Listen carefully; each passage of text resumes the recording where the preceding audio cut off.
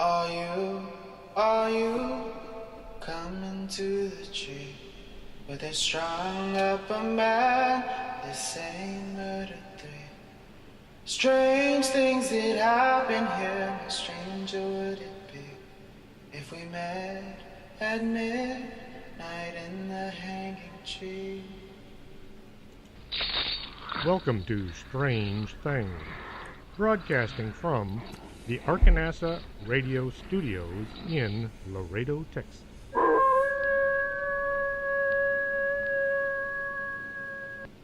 And welcome to the show. I'm your host, Chris James. The year is almost over.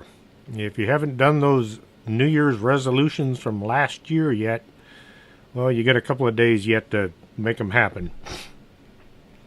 Why people even bother to make resolutions, they very seldom ever do them, but that's their choice.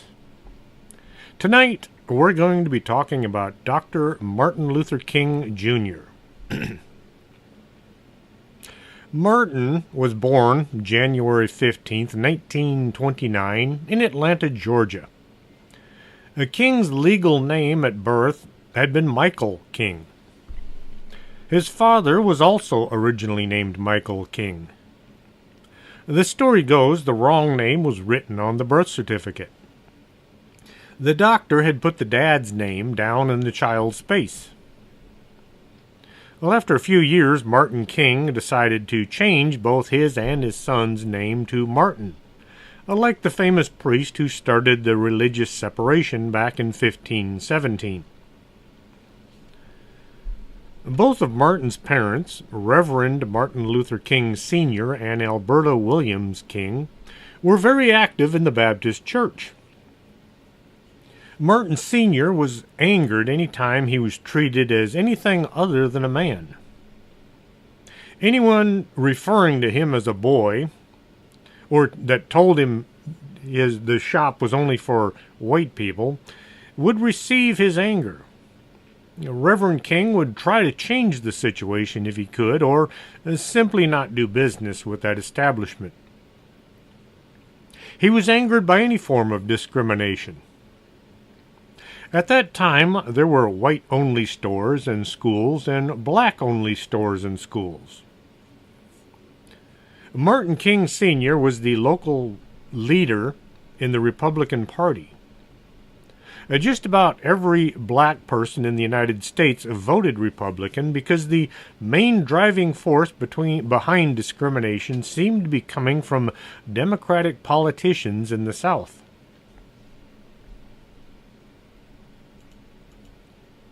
As Martin Jr. grew up, he followed in his parents' footsteps, joining the church choir and studying the Bible and history.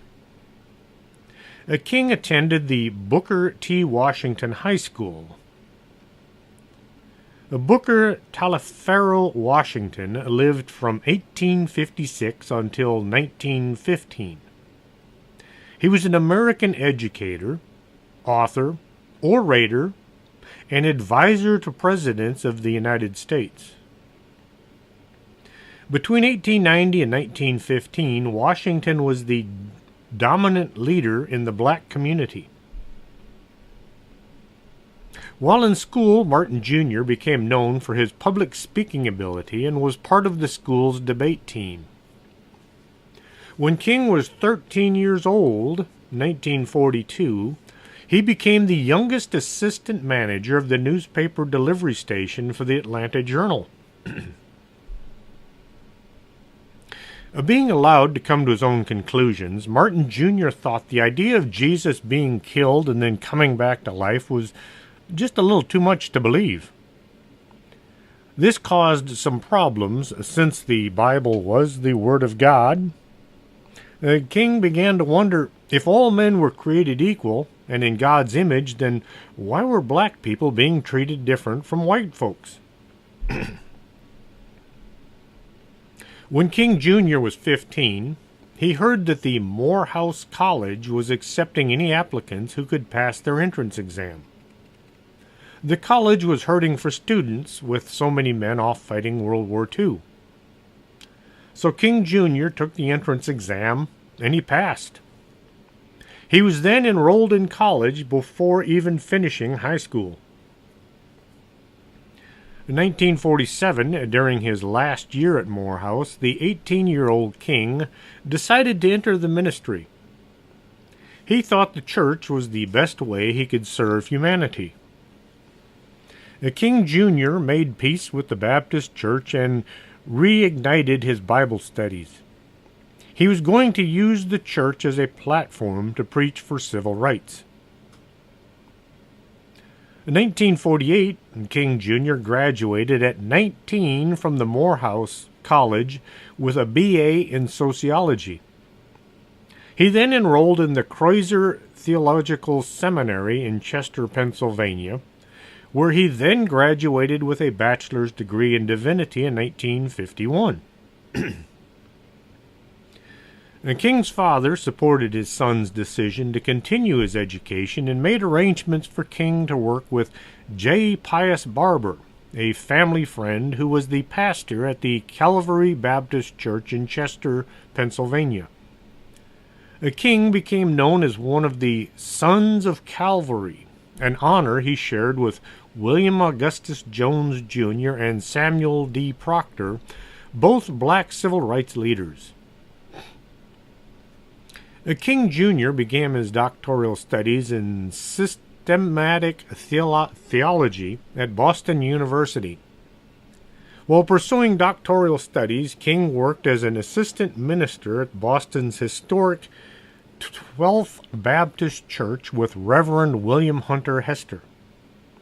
Hester was an old friend of King's father and was an important influence on King. The King received his Ph.D. on June 5, 1955.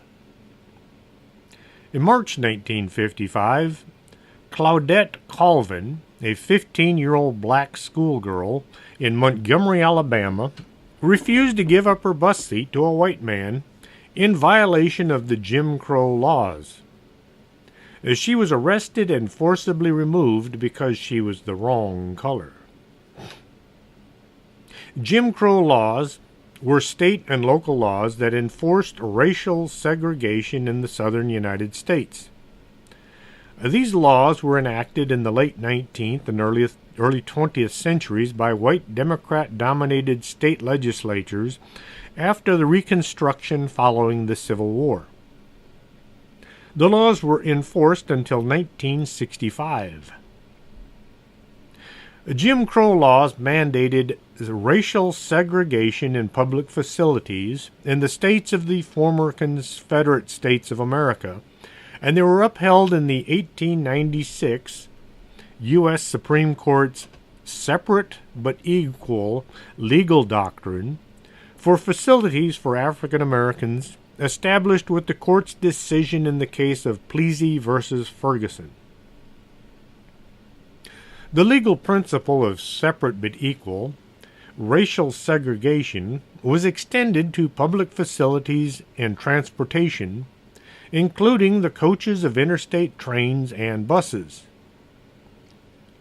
Facilities for blacks and Indians were consistently inferior and underfunded compared to the facilities for white Americans. And sometimes there were no facilities for anyone considered of an inferior class. I can remember seeing white-only restaurants and movie theaters when I was quite young. My uncle was an interesting man. His last name was Fitzgerald. He was in construction, and one day the crew had stopped to eat. The waitress said, "We don't serve blacks here," referring to one of the men in my uncle's crew. My uncle looked at the man sitting next to him. Then he looked the waitress in the eye and said, "He's not black, he's Black Dutch." Well, the woman was confused by this statement, and she wound up serving the man anyway. Black Dutch didn't refer to black people. Black Dutch were Jews who lived in Holland. The Dutch all had blonde or light brown hair, so the Jews with their black hair were simply referred to as being Black Dutch. On December 1st, 1955, 9 months later, a similar incident of discrimination on a bus occurred when Rosa Parks was arrested for refusing to give up her seat on a city bus. Because of her age, Claudette Colvin was not used as an example of discrimination, and unfortunately has been missing from a lot of history books. Everybody knows Rosa Parks, but few know who Claudette Colvin was. Had this happened today, there would have been riots, and a bunch of buses would get set on fire, and people would break windows and use this as an excuse to rob and steal. The area around the riots would look like a war zone, and nothing good would ever come from it. This is not what Martin Luther King ever even considered. Peaceful protest was called for. Instead of rioting and winding up in either jail or hospital, people simply would refuse to ride the bus. Mohandas Karamchand Gandhi was born October 2nd, 1869. He grew up in India during the British colonial period when dark-skinned people were considered inferior to Europeans. Even after receiving his law degree, Gandhi was not allowed to use anything reserved for the white ruling class. After looking the situation over, he came to the conclusion Britain could only rule India as long as India allowed it. The way to win was to simply refuse to allow foreign rule. The people following Gandhi would refuse to cooperate with the British laws. No rioting or rock throwing. Yes, many Indians lost their lives at the hands of the police and the soldiers employed by the British. But with more and more public support, it soon became impossible for the British to maintain their control. In August 1947, India gained their independence. Martin Luther King knew his history, and he had visited India. He said, "A darkness cannot drive out darkness. Only light can do that. Hate cannot drive out hate. Only love can do that." Another appropriate quote would be, "Let no man pull you so low as to hate him." This was some powerful stuff, these words. The black community held a meeting at the Mount Zion Baptist Church. They put together a list of demands and then made a plan on how to obtain them. The gist of the demands was that all passengers would be treated equally, and black passengers would no longer be forced to ride in the back few seats. Now, how to get these demands listened to? Well, the idea was simple. Stop riding the bus. Simple, right? Well, at this time, few people, especially blacks, owned cars. If they did, there was only one used by the father to go to work. The people needed the bus to get to work or to go downtown. This was going to be difficult to manage. The city of Montgomery relied on money from the bus fares to keep the city going. And since a lot of black people rode the bus, they put a lot of money into the city. After the meeting, the bus drivers noticed there were a lot of empty seats, as in about 80%. It soon became obvious something was going on. Hardly any black people were taking the bus throughout the entire city. The people were walking to work if they could. Black shoe stores ran specials so people could afford shoes to walk in. Black cab drivers were charging the same price as riding the bus. Anyone who owned a car would pick up their folks and deliver them to their destinations so they wouldn't have to use the bus. A form of carpooling. Well, the FBI under J. Edgar Hoover began looking into what was going on. It was decided to try to find something to attack Martin Luther King with. If there was no evidence, then some would be created. The King and 89 others, boycott leaders and carpool drivers, were indicted for conspiring to interfere with a business under the 1921 ordinance. Well, rather than wait to be arrested, they turned themselves in an act of defiance.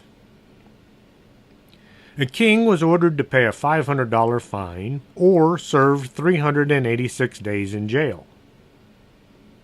He ended up spending 2 weeks in jail.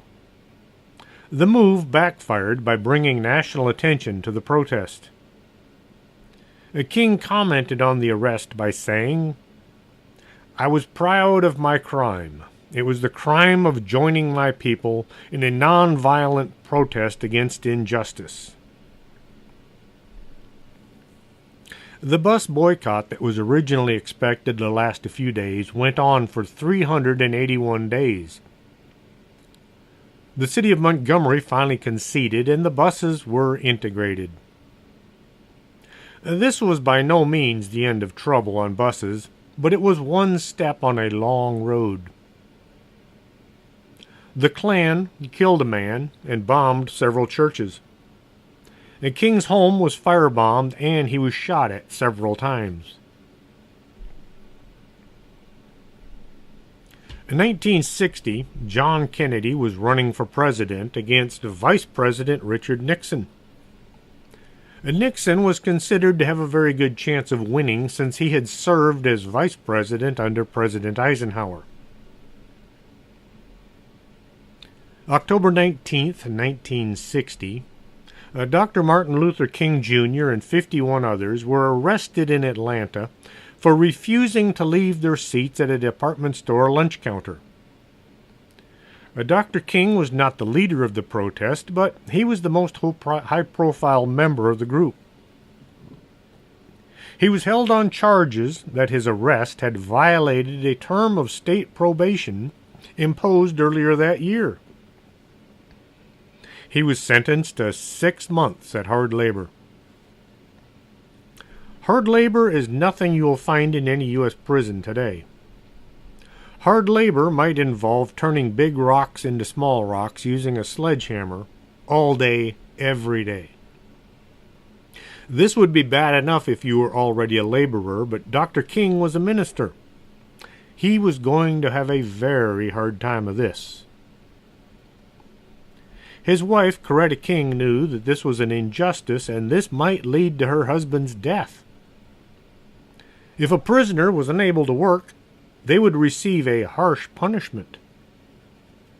Well, she wrote to presidential candidate Nixon asking for his help to get King out of jail. After all, Martin Luther King Sr. was high up in the Republican Party in Georgia. Nixon was known as Tricky Dick for a reason. He contemplated the chances of supporting King and maybe upsetting white voters in the South, or ignoring the plea for help and risking losing the support of the black voters. Nixon chose to ignore Coretta King and leave Martin in jail. And Coretta King heard that the Kennedy campaign was saying a lot about segregation and civil rights. So she wrote to John Kennedy, hoping there was more there than just words. Kennedy called the governor of Georgia, and he told him, "Look, you're a Democrat, and I'm a Democrat. How about you help me out and let Dr. King out of jail? This might help me get elected president." The governor of Georgia, Zell Miller, reversed King's sentence, and he was released. As an after effect, Martin Luther King Sr. told the black community to not vote for Nixon since he refused to help his son. They didn't vote for Kennedy, they just didn't show up at the polls. Nixon lost the election by just over 112,000 votes. Had Nixon helped get Dr. King out of jail, he might have become our 35th president. A lot of folks will tell you that Kennedy won because the mafia was supporting him. Well, the mafia only donated a few $100,000 to Kennedy's campaign. They gave Nixon $1 million. They like to play both sides against each other. In 1961, the SCLS, or Southern Christian Leadership Conference, went to Albany, Georgia to show support for peaceful demonstrations to bring public attention to discrimination in that city. King was arrested during a mass arrest of any blacks the police could catch. He was told to pay a $178 fine. This was like $1,400 in today's money. Or he would spend 45 days in jail. After just a few days, someone had secretly gone in and paid King's fine, and he was released. It was later acknowledged by the King Center that Billy Graham was the one who had bailed King out of jail, and he never said a word about it to anyone. April 1963, the SCLC began a campaign against racial segregation and economic injustice in Birmingham, Alabama. The campaign used nonviolent but intentionally confrontational tactics developed in part by Reverend Wyatt T. Walker. Black people in Birmingham, organized with the SCLC, occupied public spaces with marches and sit-ins, openly violating laws that were considered unjust. When Kennedy was shot in 1963, Johnson took over as president. Well, Johnson should never have been a senator, let alone vice president. Johnson had lost the 1948 senator primary to Cook Stevenson. Then the county commissioner, George Parr of Duval County, found a ballot box days after the primary had ended. It just happened to be ballot box number 13. The folks who had cast votes for Johnson had all voted in alphabetical order. Nothing strange there. Then, the courthouse where the ballots were being stored mysteriously burst into flames just before state officials could investigate this bizarre overturn of the primary election. So, for all intents and purposes, Johnson had lost the senatorial primary, and therefore he should never have been elected senator. Had he not been senator, he would have never become vice president. But that's another story. Kennedy was coming up on re-election. He had decided to dump Johnson from the ticket because he hated the vice president and thought he was involved in crimes that the Kennedy administration was trying to investigate. One of the fingerprints found in the book depository in Dallas belonged to a longtime friend of Johnson, a man who wound up in prison for murder. But this is all another show. Johnson became president of the United States. He was well known for using the N-word any time referring to black people. He considered them to be inferior to his class of people. Johnson only talked about civil rights to elicit votes. He said he would have those people voting Democrat for the next 200 years. He called the Civil Rights Bill the N Bill. For some mysterious reason, Johnson is considered to be a civil rights president, even though he didn't much care for civil rights. He just wanted the votes. The most memorable speech given by Dr. King was on August 28, 1963.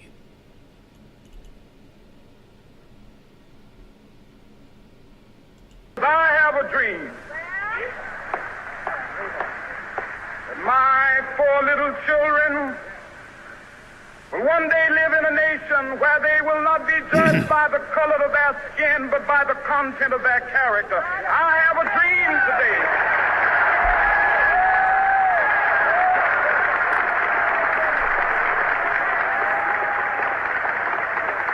I have a dream that one day King opposed the Vietnam War because it took money and resources that could have been spent on social welfare at home. The United States Congress was spending more and more on military and less on anti-poverty programs at the same time. He summed up this aspect by saying, "A nation that continues year after year to spend more money on military defense than on programs of social uplift is approaching spiritual death."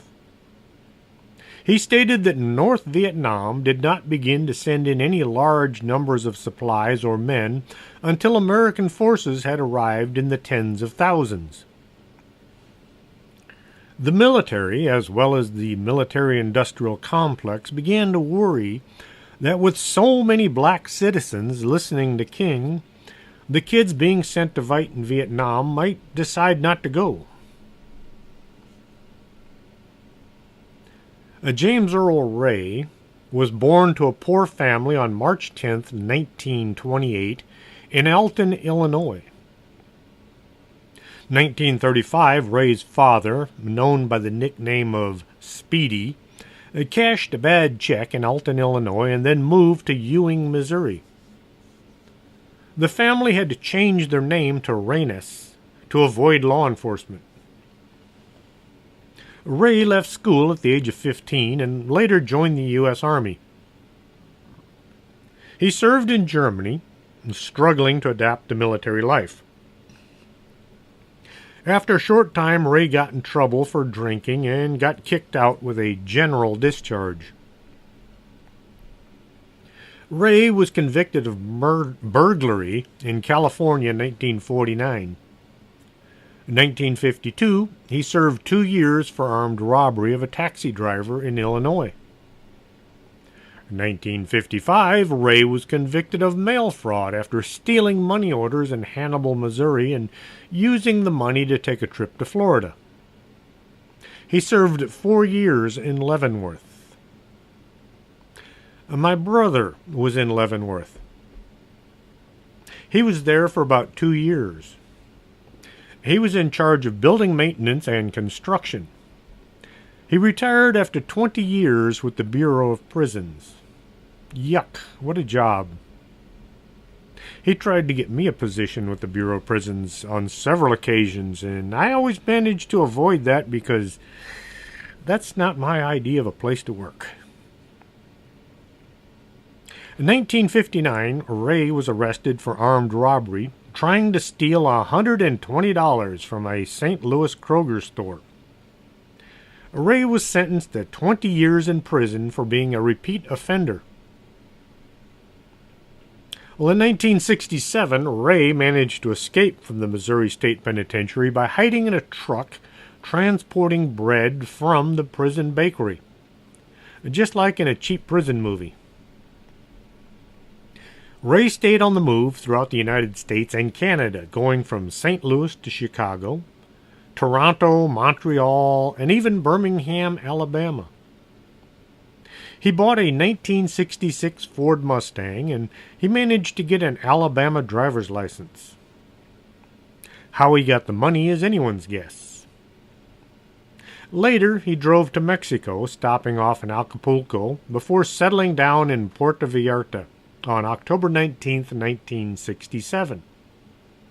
He had some money, which was probably acquired through robbery, and with it he had purchased a large amount of photography equipment, cameras, tripods, fancy lenses, all the things a person would need to become a professional photographer. After an unsuccessful try at making pornography, Ray returned to the United States, where he got busy working with George Wallace. George was well known as a racist. In 1963, President John Kennedy's administration ordered the U.S. Army's 2nd Infantry Division from Fort Benning, Georgia, to be prepared to enforce the racial integration of the University of Alabama in Tuscaloosa. In a vain attempt to halt this enrollment of 2 black students, Vivian Malone and James Hood, Governor Wallace stood in front of Foster Auditorium at the University of Alabama with a baseball bat, threatening to beat up the 2 young kids. What a jerk. The funny thing is, I grew up during all this nonsense. I saw images of George Wallace standing on the steps of the university, holding a baseball bat, threatening to use it on the black students. I tried to find these images on the internet. There were none to be found. It's as if the images have all been removed to try to clean up history. Perhaps they offended someone, and, well, we can't have that. How long before all these so-called offensive images are removed from our history? James Earl Ray moved to Atlanta on March 24, 1968. He checked into a cheap rooming house. March 30th, 1968, Ray drove to Birmingham, Alabama, where he bought a Remington Model 760 Game Master 30-06 rifle, along with a box of 20 cartridges from the Aeromarine Supply Company. He also bought a Redfield 2x7 scope, which he had mounted to the rifle. He told the shopkeepers that he was going on a hunting trip with his brother. He'd used the name Harvey Lawmeyer. Ray then checked into a rooming house on April 2nd. 1968, King and the SCLC organized the Poor People's Campaign to address issues of economic injustice. The King traveled the country to assemble a multiracial army of the poor that would march on Washington to engage in nonviolent civil disobedience at the Capitol until Congress created an economic Bill of Rights for the poor Americans. Not just black people, but all people of the United States. My family used to know an old woman who was a part of the march. She was an old white lady that had gotten in one of the buses and was taken to Washington, but she got sick before the march actually took place. She was very old. Martin Luther King's followers were about 50-50 when it came to color. With that, I am going to take a brief pause, play a couple of commercials. Don't go away. We'll be right back after this. You're listening to Arkanasa Radio.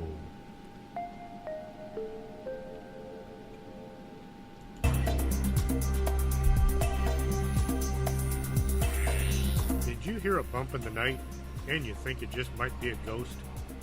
Contact the Laredo Paranormal Research Society at laredoparanormal@hotmail.com. That's the LPRS for all your otherworldly needs.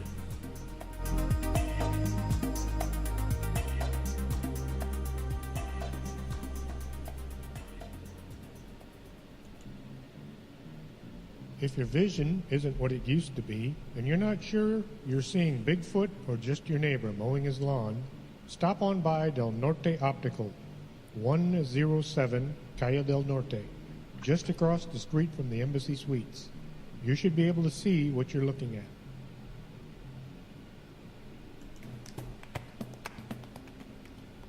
Coffee, nectar of the gods. And at the Organic Man Coffee Trike, you'll find coffee made the right way, one delicious cup at a time. Stop on by 4501 McPherson, Suite number 9. And remember, life is too short to drink bad coffee.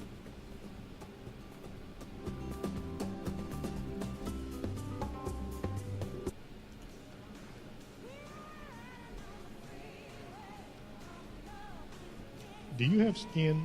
Would you like to take better care of it? Call Lourdes James, independent beauty consultant, and set up an appointment. Call 723-3019.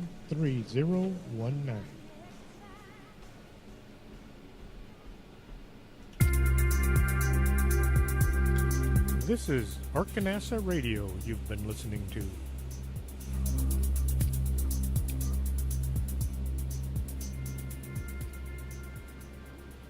And welcome back to the show.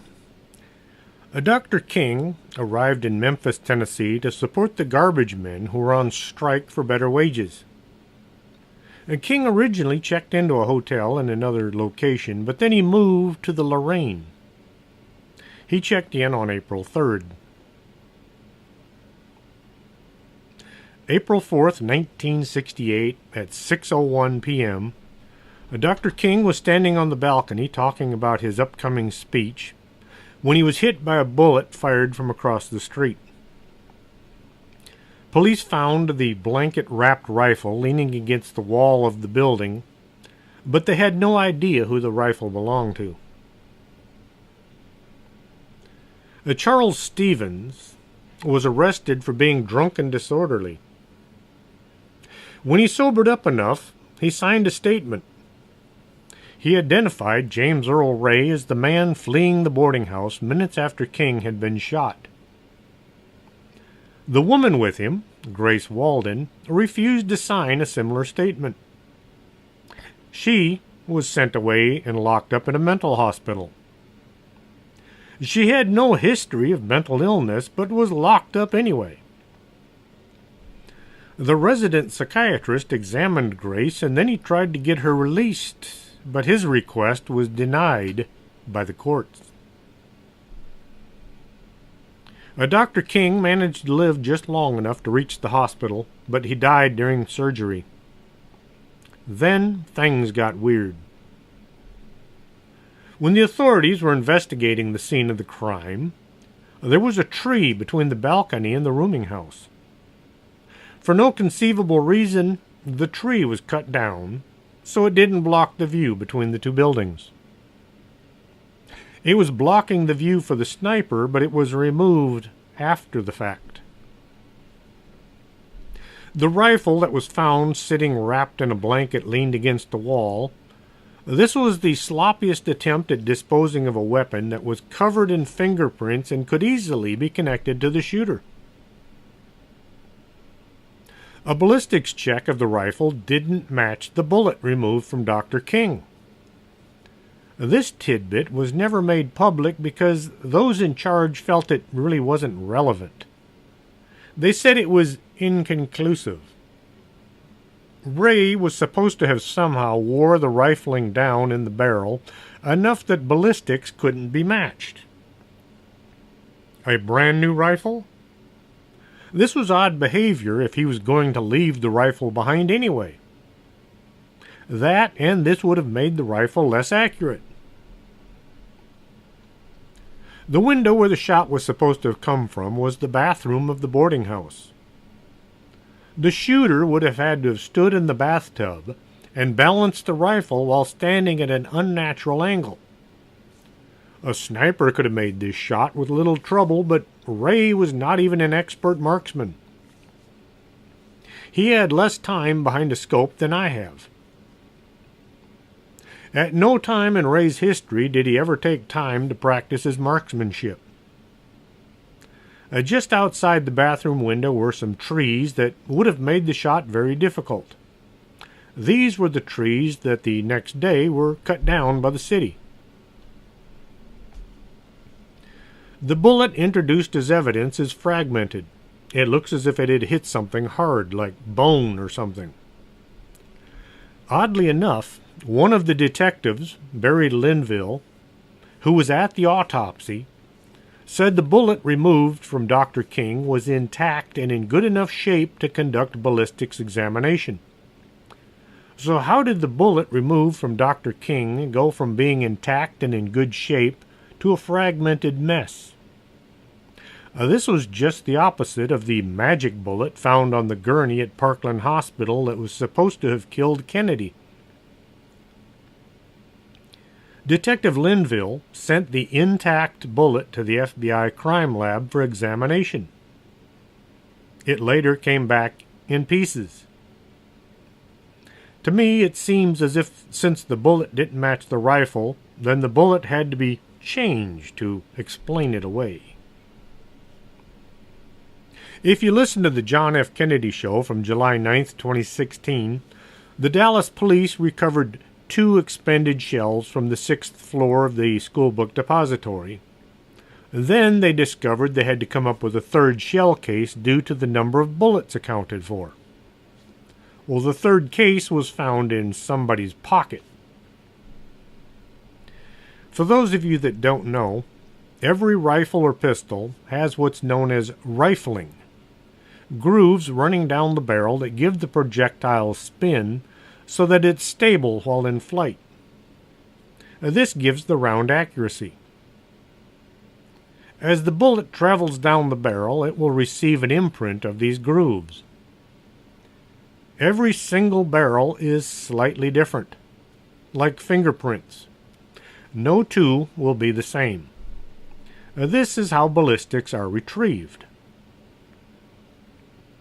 The word ballistics comes from the Roman battle weapon called the ballista, a huge device that could launch a spear or a bolt 500 yards. It was the ancient form of a sniper rifle. The autopsy report said that the bullet that killed Dr. King was traveling slightly downward as it was fired from above the victim. Well, the bathroom window was straight across from the balcony. In the photograph taken immediately after the fatal shot, all the witnesses are pointing upwards towards where the shot came from. The window of the boarding house is in a straight line from them, not upwards like they're pointing. If you follow the direction they are pointing, it comes out to the top floor of a different building with an uninhibited view of the Lorraine Hotel. This, combined with the fact that James Earl Ray had been convicted of armed robbery and burglary, but never assault or violence. He suddenly went from robbery to murder? This is unusual for most criminals. It's one thing to shoot someone while robbing them. It's a whole different matter to plan out an assassination. The FBI dredged up all manner of evidence, all fabricated to paint Dr. King as being a womanizer and a communist sympathizer. They claimed Dr. King was involved in all kinds of dishonest activity, even though there was no actual evidence to support their accusations. Well, somehow Ray managed to escape from a city full of police all looking for him. He drove to Alabama, which was close to Memphis. Once in Alabama, Ray stopped on the side of the road and dumped all of his expensive photography equipment in a ditch. Odd behavior for someone on the run who needed money. He could have pawned those expensive cameras and lenses. Pawn shops weren't so worried back then. Ray could have walked into a shop, pawned his gear, and been on his way in less than an hour. He then abandoned the car in Atlanta and took a Greyhound bus to Detroit, Michigan. From Detroit, he took a cab into Canada. James Earl Ray arrived in Canada, and there he went to an official government office and he asked for a passport, saying he was Ramon George Sneyd, a Canadian citizen. At the time, Canada had somewhat lax operating habits. They gave him a passport simply on his word. The name actually belonged to a Toronto policeman and was picked at random from a city directory. From the evidence left behind in Ray's bundle, the FBI believed the killing was a conspiracy between three men: Eric S. Galt, Harvey Lawmeyer, and John Willard. Eric Galt, Harvey Lawmeyer, and John Willard were all aliases used by Ray. The FBI traced laundry tags on Ray's shirt and shorts to Home Service Laundry in Los Angeles, California. The laundry service told him that the name on the receipt is Eric S. Galt. The FBI also traced a pair of pliers to the Rampage Hardware, 2 blocks from the Home Service Laundry. I own several pairs of pliers, all kinds, shapes, and sizes. Not a single one of them has a serial number or any way of tracing them. How did the FBI trace a pair of pliers from Memphis to Los Angeles? 2 months after King's death, Ray was arrested in London Heathrow Airport on June 8, 1968, as he attempted to leave the United Kingdom for Brussels using his fake Canadian passport. At check-in, the ticket agent noticed the name on his passport, Snaed, was on a Royal Canadian Mounted Police watch list. I wonder why the Canadian government just handed over a passport, then placed the name on a watch list. It sounds as if Ray was supposed to get caught. The United Kingdom extradited Ray to Tennessee, where he was then charged with King's murder. He confessed to the crime on March 10, 1969, his 41st birthday, and was then sentenced to 99 years in prison. There never was a trial to examine evidence or question any witnesses. 3 days after confessing, Ray retracted his confession, saying he was pressured by both his lawyer and the FBI into confessing. His retraction was all but ignored by the press and the courts. James Earl Ray claimed that he was in the boarding house, but he said he wasn't alone. He said there were 2 other men there who ran the show. One of these men had originally told Ray to go buy the rifle. He then told Ray to leave the apartment at about 5:30 and not to return until well after 6. Ray said that when he returned, the men were gone, and he found the rifle was missing as well. He did what small-time crooks do, and he ran. Ray had said that arrangements had been made ahead of time for him to head to Canada, where he would be taken care of by those in charge. I kind of believe some of what he said, but if someone was going to take care of him, his body would probably still be missing like Jimmy Hoffa. Hoover once told a group of reporters that King was the most notorious liar in the country. Hoover hated King because he was black and a civil rights activist, and had said bad things about Hoover and the FBI. King had once asked why there were no black FBI agents and why the FBI was slow to investigate civil rights violations. Coretta King said at a press conference in 1999, "There is abundant evidence of a major high-level conspiracy in the assassination of her husband, Martin Luther King, Jr." During the 50s and 60s, the FBI conducted surveillance and harassment of Dr. King, his family, and his associates. The Bureau wiretapped his phone and monitored his movements. In one instance, the FBI sent Dr. King a tape recording that allegedly contained audio of him having an affair. With it came a letter threatening Dr. King with public exposure if he didn't kill himself. The letter claimed that the sender had all kinds of evidence of other affairs. A former FBI agent from the field office in Atlanta said the tracking of Dr. King by the FBI was second only to how the FBI went after Jimmy Hoffa. In 1975, a group of former FBI agents called on Congress to investigate this harassment. That investigation declassified scores of memos detailing the Bureau's abusive behavior, but did not reveal any evidence that the FBI had formally plotted his death. Well, it's just not a good idea to leave memos lying around calling for assassinations. And just who did the investigation? Well, the FBI investigated the FBI. And they found they had done nothing that was really all that wrong. Just a little violation of a few amendments to the Constitution, like number 4 and 14. When those entrusted to enforce the law are the violators of those laws, things are rotten in Denmark. Who might have been involved in the death of Martin Luther King Jr.? The FBI were hounding him night and day. They were looking for any means of discrediting him because Hoover thought King was a threat to the United States.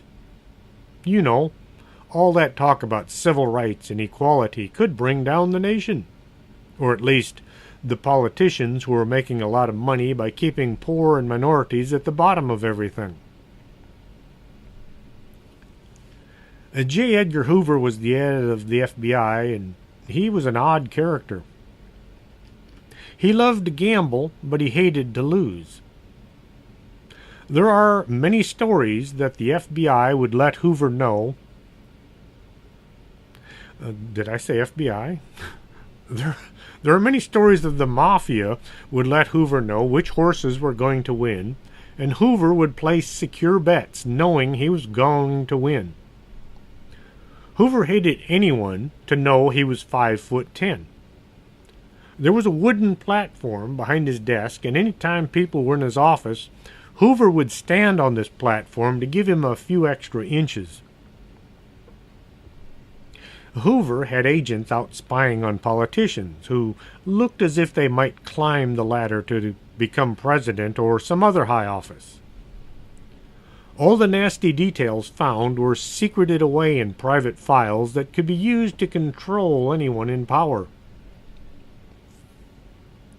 At the time of Martin Luther King's activity, there wasn't a single black FBI agent. Hoover wouldn't allow it.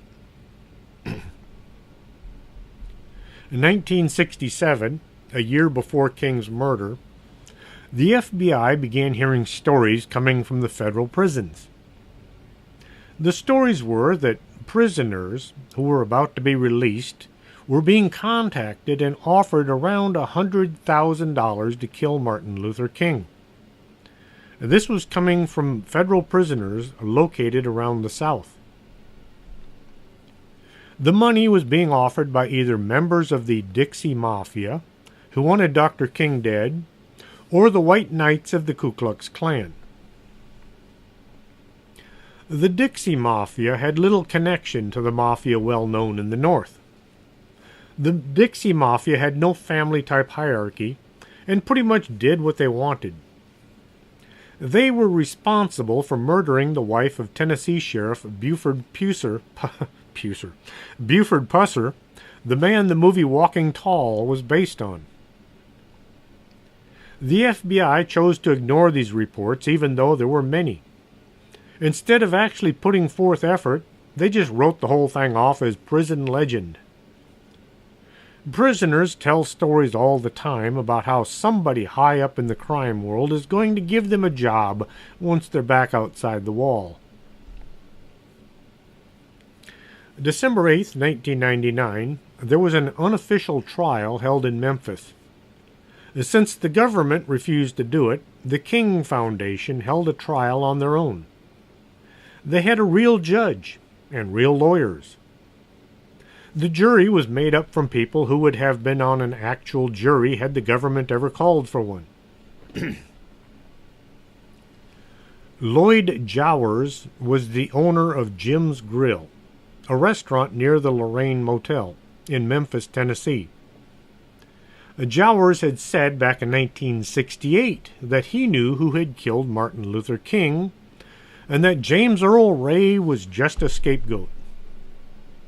Jowers said he had received a bag containing $100,000 to be given to the man who pulled the trigger, Memphis Police Lieutenant Earl Clark. Jowers said he did this at the behest of a friend in the mafia, produce merchant Frank Liberto. Why would the mafia want Dr. King dead? Dr. King was trying to lift people up out of poverty.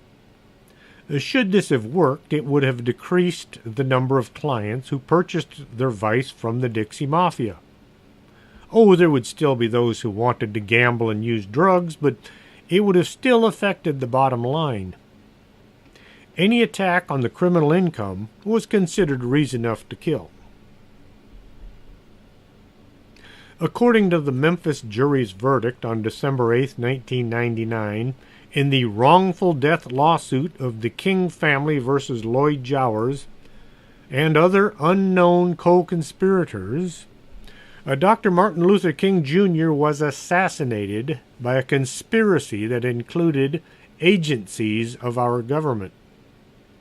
This ruling was brought forth by a jury. Unfortunately, it wasn't a jury by government court. Since the trial was at the request of the King Foundation, it had no power in the world of federal law. Did J. Edgar Hoover order the death of Martin Luther King? Even if he only suggested or knew about it, this would have been grounds for conspiracy.